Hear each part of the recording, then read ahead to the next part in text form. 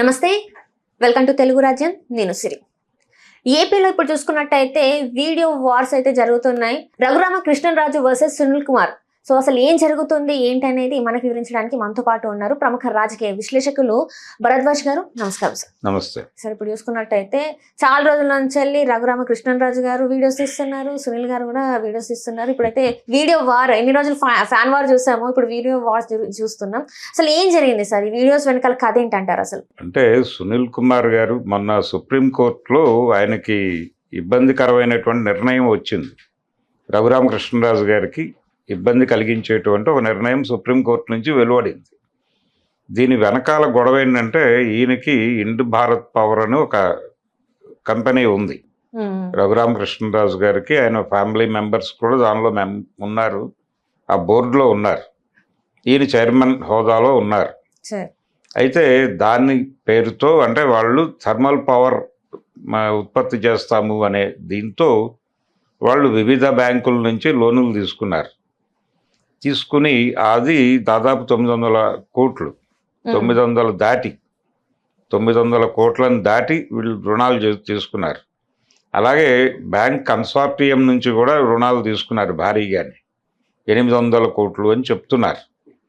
అయితే ఈ రుణాలు తీసుకున్నటువంటి డబ్బులతో వాళ్ళు ఏదైతే చేస్తామని చెప్పారో, ప్రొజెక్షన్ ఏదైతే ఇచ్చారో ఆ పని కాకుండా ఆ డబ్బులు వేరే చోట ఇన్వెస్ట్ చేశారు.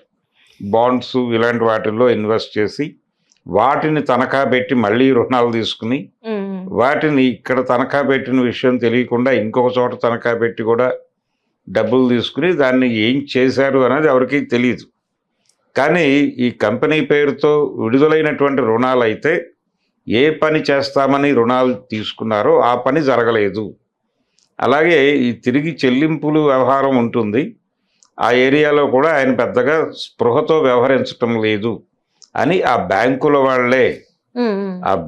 వాళ్ళే స్ట్రైట్ అవే సిబిఐకి కంప్లైంట్ ఇచ్చుకున్నారు. ఇక్కడ సునీల్ కుమార్కి ఈ గొడవలకి సంబంధం లేదు.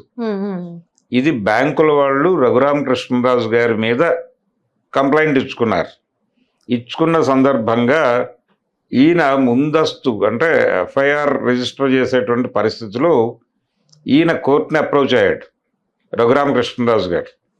అంటే తనకి ముందుగా తెలియజేయకుండా ఇలా ఫైల్ చేయటం కరెక్టా, ఇది తనకున్నటువంటి సహజ న్యాయ హక్కులకి విరుద్ధము అని ఆయన కోర్టుకు వెళ్ళాడు.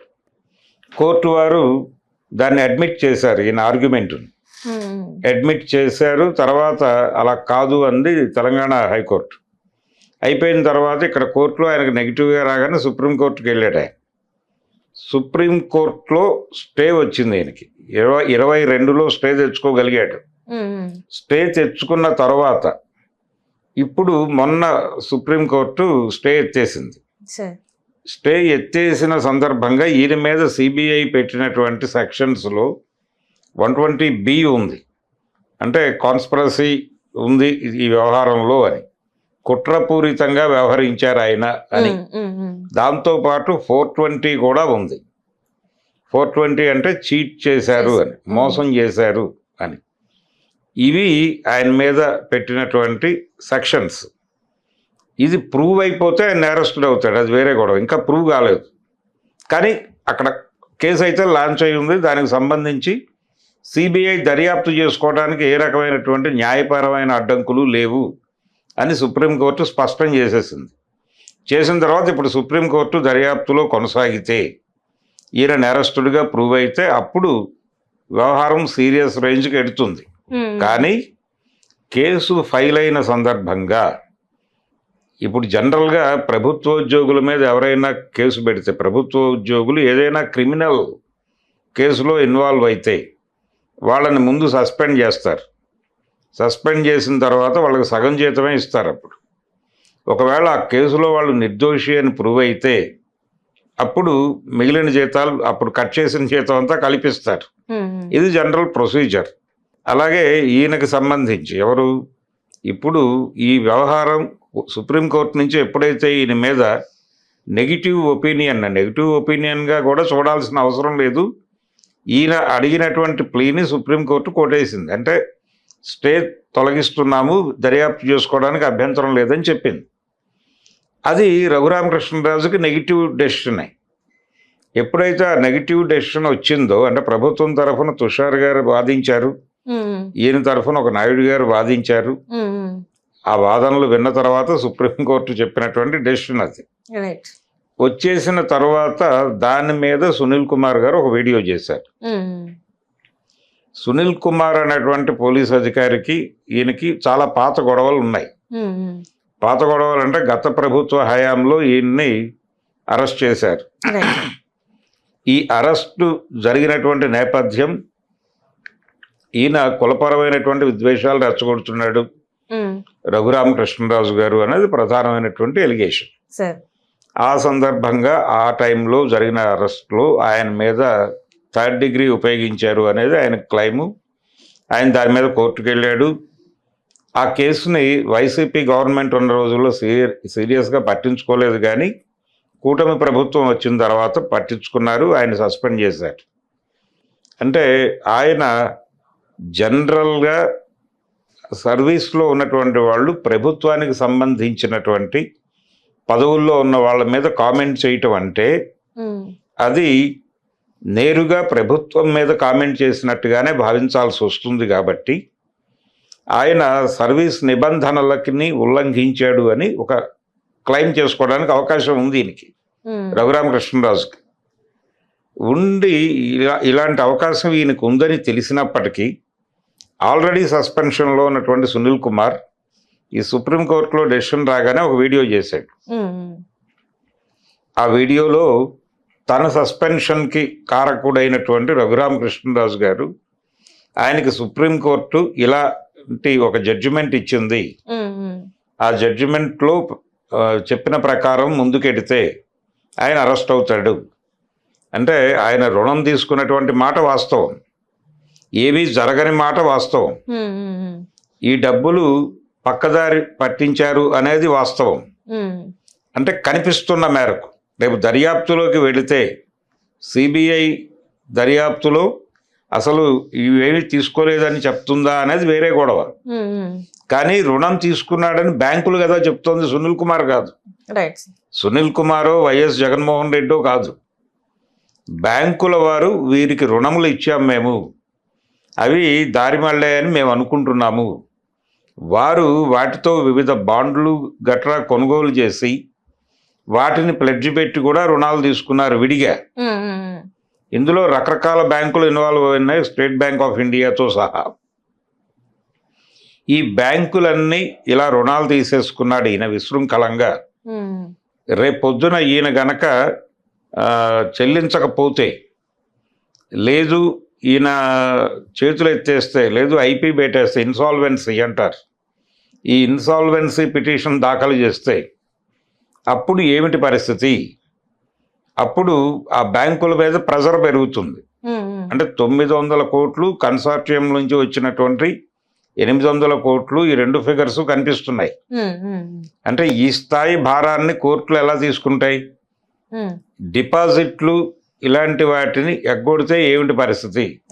ఆ డబ్బులు ఎవరివి? సామాన్య ప్రజలు బ్యాంకుల్లో దాచుకున్నటువంటి డబ్బులే. ఆ డబ్బుల్ని జనరల్గా బ్యాంకులు ఏం చేస్తాయి? వడ్డీకి తిప్పుతాయి, తిప్పి ఆ వచ్చిన దానిలో కొంత భాగం కస్టమర్కి పంచుతాయి, కొంత భాగం వాళ్ళ సర్వీస్ మేరకు తీసుకుంటారు. అది జరిగే వ్యవహారం.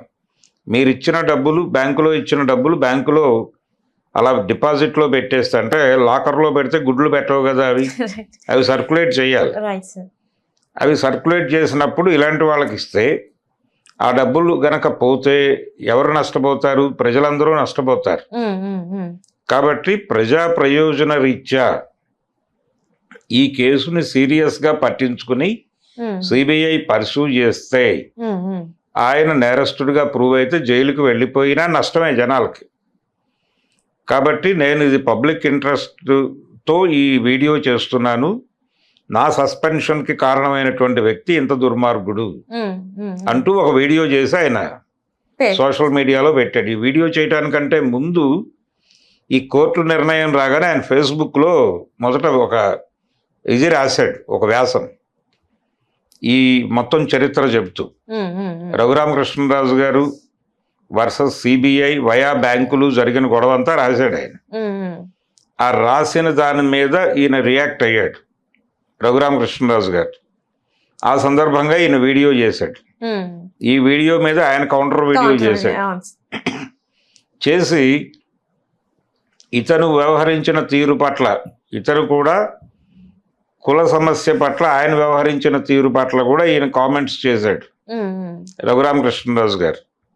ఆయన దళితుడు సునీల్ కుమార్. ఇప్పుడు దళిత సంఘాలు సీరియస్గా ఏమిటి పరిస్థితి అని నిలదీయటం మొదలుపెట్టాయి. ఎవరిని? రఘురామకృష్ణరాజుని. నువ్వు అలా దాడి చేసేస్తే చూస్తూ కూర్చోవడానికి మేము చేతులు కట్టుకుని లేము. సునీల్ కుమార్ మీద నువ్వు దాడి చేస్తున్నావు, ఈ వాంటెడ్గా దాడి చేస్తున్నావు, వ్యక్తిగత కక్షతో దాడి చేస్తున్నావు అని మాట్లాడుతున్నారు వాళ్ళు. అసలు నీ మీద ఉన్న ఎలిగేషన్ కదా కులాల మధ్య చిచ్చుపెట్టి గొడవ చేసింది నువ్వు. దాని మీద పెట్టినటువంటి కేసు సందర్భంగా ఆయన నిన్ను నీ మీద 3rd డిగ్రీ ప్రయోగించాడని నువ్వు గందరగోళం చేసి ఆయన్ని సస్పెండ్ చేయించావు నీకున్నటువంటి పొలిటికల్ పవర్ ఉపయోగించి. ఆయన సస్పెన్షన్లో ఉన్న అధికారి. ఆ సస్పెన్షన్లో ఉన్న అధికారి తనకు అనిపించిన అభిప్రాయాన్ని ఆయన సోషల్ మీడియాలో ఆయన మెంబర్గా ఉన్న చోట తన అభిప్రాయాన్ని ప్రకటించాడు. అది తప్పేం కాదు. కానీ అది కోడ్ ఆఫ్ కాండక్ట్ కింద తీసుకొస్తున్నాడు. 63 చట్టం ఒకటి ఉంది, ప్రభుత్వ అధికారులు ఏం మాట్లాడాలి, ఎలా మాట్లాడాలి అనే దానికి సంబంధించి. దాని ప్రకారం ఒక ప్రభుత్వ అధికారి ప్రభుత్వంలో భాగంగా, ఇప్పుడు ఆయన ఉపసభాపతిగా ఉన్నాడు. అవును సార్. ఉపసభాపతిగా ఉన్న వ్యక్తి అంటే ప్రభుత్వం మీద కామెంట్ చేసినట్టే.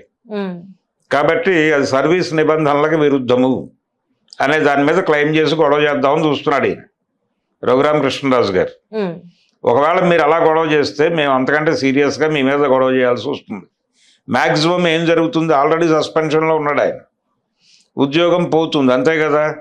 మేము సిద్ధమే, కానీ పదవి వదులుకోవడానికి నువ్వు సిద్ధమా అని అడుగుతున్నారు వాళ్ళు. అందులో భాగంగానే ఇప్పుడు మేము 3rd డిగ్రీ ఉపయోగించామని ఆయన క్లెయిమ్ చేశాడు.